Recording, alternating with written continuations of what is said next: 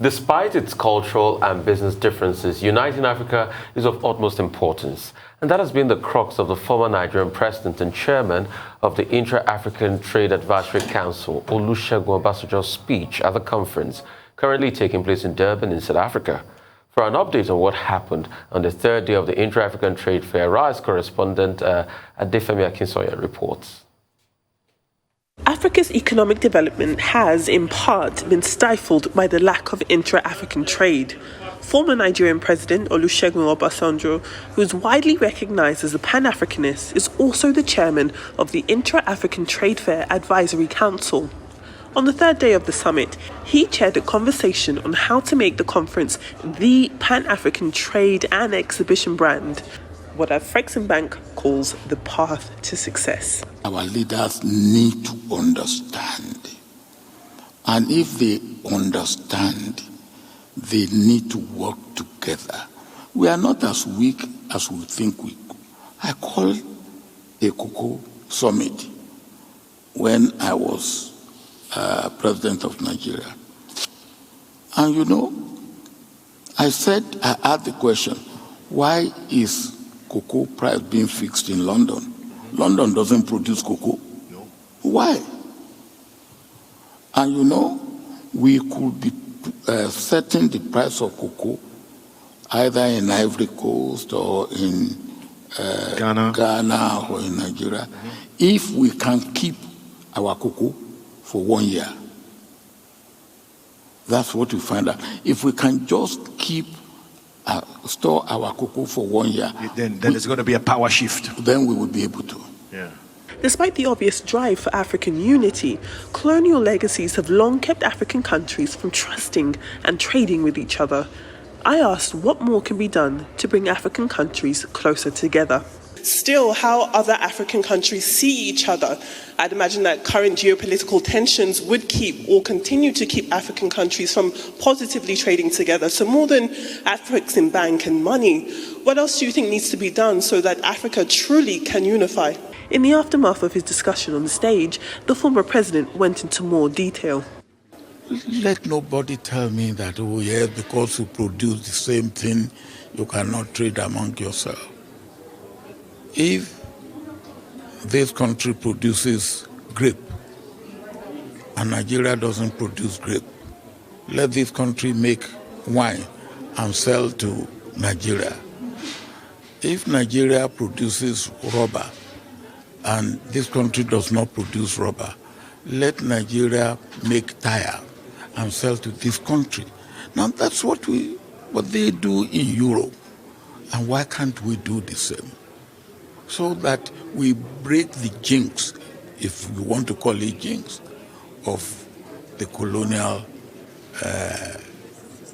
heritage. Speaking from the Nigeria exhibition, the country's Minister for Industry, Trade and Investment said the trade fair had so far been a successful one for Nigeria. It's a very, very big trade fair. Practically all the countries in Africa are involved in this trade fair. They're all represented here. All the big wigs of business and governments in Africa are all here. Meetings are being held, bilaterals, multilaterals, different countries meeting with each other, negotiating deals, different company-to-company, business-to-business deals being negotiated and agreed upon, government-to-government, government-to-business. So there's all sorts of deals going down. And so far, so good. On the fourth day of the Intra-Africa Trade Fair, attention will shift to Nigeria as it will be country day at the conference. And on a continental level, focus will be on unlocking investment and accelerating deal flow in Africa. Indeed, an opportunity to see who is putting their money where their mouth is and who's putting their mouth where the money is. Adefemi Akinsoya, RISE News, Durban, South Africa. Right, we're now being joined by Adefemi Akinsoya and Boston Omofaye in Durban, South Africa, for more updates. I mean, Adefemi, you are wearing green, so it's Nigeria Day today. And Boston, I can see your green tie too.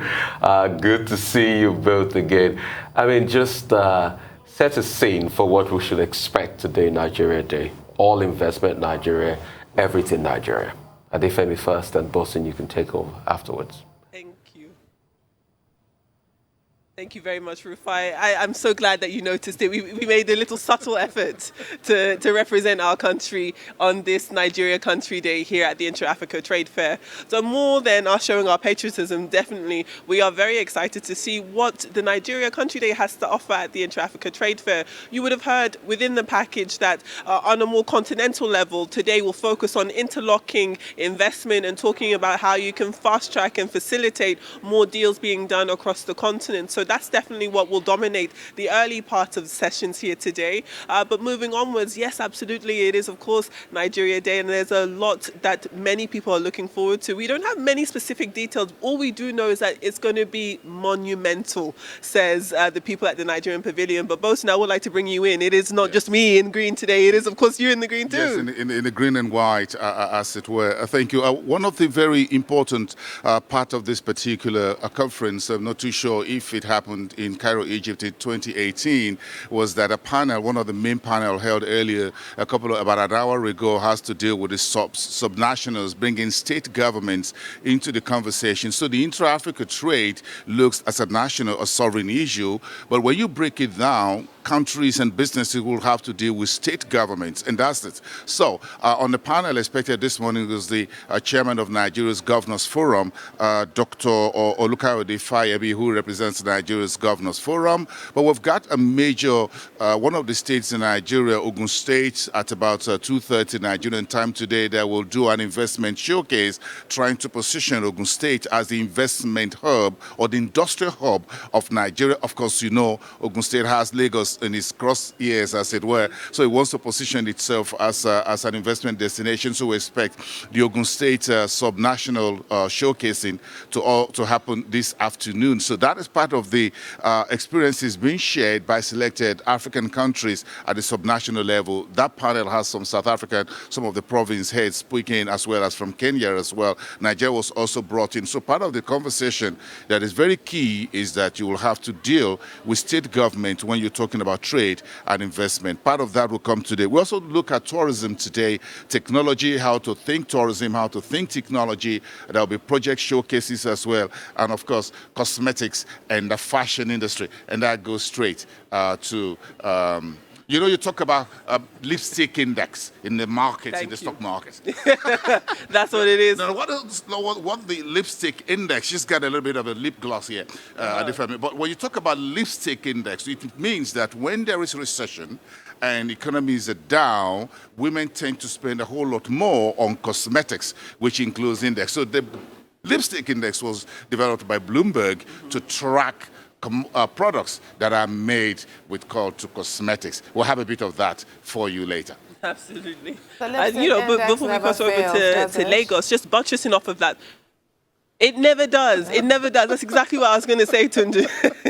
That's exactly what it is. Please go ahead. Back to you in the studio. So as you've actually answered the question I was going to ask you, Bosun, about the state teams, because I'm aware that there's several over there representing their state governments in Durban, South Africa. And I wanted to know how that was going to play into Nigeria Day, which you are both beautifully flying the flag for Nigeria. So I guess I'll now go back to Adefemi. And thank you for that report where you featured former President Olusegun Obasanjo with his suggestion, which I thought was really quite brilliant, of holding on to cocoa for 1 year so that we can actually have control of the prices on this continent. How was that suggestion of his, how was it received, Adefemi? It was definitely received well, most especially within the auditorium with people listening in to what the former president had to say. And, you know, definitely. Very strong ovation. Very much when he said that. So it's definitely been received well. And I think that when we talk about intra-African trade, when we talk about African products, we know how good they are. We know how valuable they are. Exactly. Because if you take cocoa out of Ghana, Nigeria, Cameroon, Cote d'Ivoire at $100, and you're bringing it back after you process it and you're sending it back to Africa at $1,000, we've just lost money. Exactly. So just it's made us definitely poorer about, as well. Exactly, made us poorer. It's about also taking control of that value chain from the very beginning all the way to the end. So often, African cocoa is exported and then sold back to African countries as chocolate, and perhaps we can get to a position where... In fact, Africa has the top 4 or top 6 cocoa exporters and producing countries in the whole world. Definitely a lot of potential to be maximized there. Right, real quickly, how can we turn the product into, or how can we turn the raw material, I should say, into the product that is viable, the product that makes companies like Kraft make billions? I mean, there was a documentary shown a couple of years ago where they took a chocolate bar and they went to a cocoa farmer in a village in Ivory Coast, and he didn't even know what a chocolate bar was. And the cocoa came from him. So how can we turn African cocoa into African chocolate bars, and we can sell in Switzerland and other markets all over the world? Quickly. Manufacturing. Interesting when you look at Ghana. Last week I had a bit of a taste of Ghana's chocolate, which is produced in Accra as the second largest cocoa producer in the world. So Ghana is moving into beneficiation, as it were. Then Côte d'Ivoire is also doing the same thing. They're trying to set a floor pricing for cocoa between those two countries, including Cameroon. Then there's a whole lot of more industrial value chain that these countries have been trying to bring on. We hope Nigeria will join that very strongly to ensure that we begin to have chocolate factories. We also have a chocolate factory that's existed in Ondo State, which is one of the subnational state areas in Nigeria with the highest output of cocoa beans, by the way. So steps are being made, but you know, the big issue here has to do with storage, which former President Olusegun Obasanjo talked about, and he said Afrexim Bank, under Dr. Benedict Orama, the head of the trade finance company, bank, should please provide more funding for African farmers to be able to build silos. And then when you talk about storage, then we talk about the infrastructure, the roads. You need to move this cocoa. I grew up on a cocoa farm, by the way. My father was a major cocoa farmer. Then you've got to move this cocoa from the farm to towns and where the storage, you need to talk about the roads now, especially during seasons. Then you need to talk about the pesticides that you need to make sure that these grains remain safe and better for a year.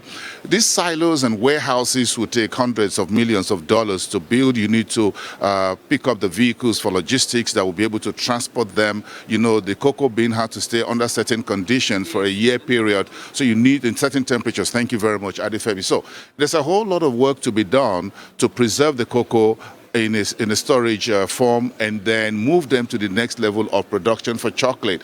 Then again, the third point, and I think the final point, is to cultivate chocolate consumption appetites across the continent.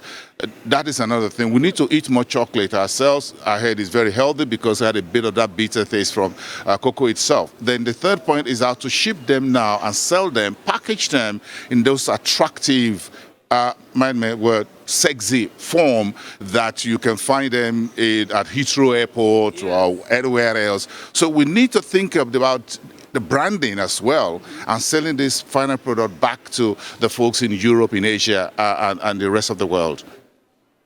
Adefemi likes chocolate, by the way. I think we all like a bit of chocolate, don't we?